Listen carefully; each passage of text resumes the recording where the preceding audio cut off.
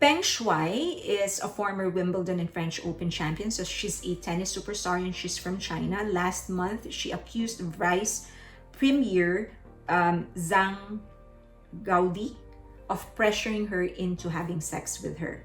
So she made this accusation on her Weibo post. So Weibo is like the Twitter, Google equivalent of China. The post has since been deleted.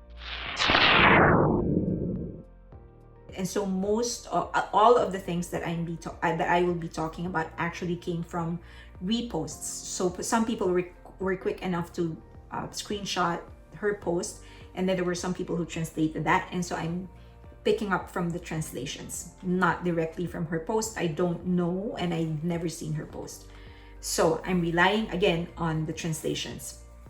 So apparently, according to her post, they had a relationship 10 years ago, when he was still the head of the Communist Party of Tianjin or something like that. And then he got promoted.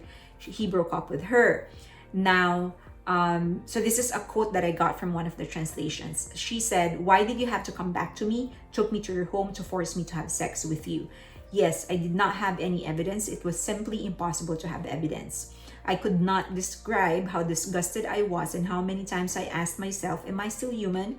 I feel like a walking corpse. Every day I was acting, which person is the real me?" So, as I mentioned, Peng said that 10 years ago they had a relationship. He broke up with her when he got promoted in the Communist Party of China. But then 3 years ago, so he is now retired. The vice premier is now retired. Now, 3 years ago, when he retired, he got in touch with her again.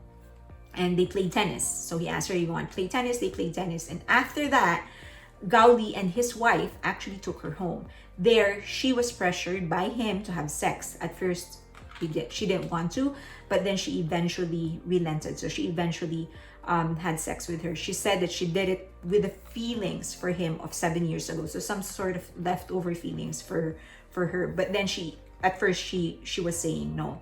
Now she made the post like 10 p.m. I think 10 p.m.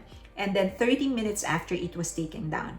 And then all other sites that were reposting her post and discussing the allegations, all of those were taken down. They actually have like the IMDb of China, which is the Douban. So there's a page for a Korean TV show called the Prime Minister and I. So people were actually there discussing the whole issue, and that was taken down as well. So there's been this is an unprecedented show of censorship. There's been a lot of sexual assault allegations in China. They have been well controlled the past several years because of the rise of the Me Too movement.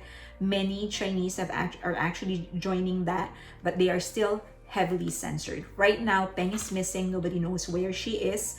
And a lot of other tennis players, of course, they all know each other. They've played each other at one point or another, or met or whatever. They've all expressed their desire to help. They're asking other people to help, and if they can give clues as to where she is and stuff. I don't know where this is headed. As I've said, Peng is currently missing.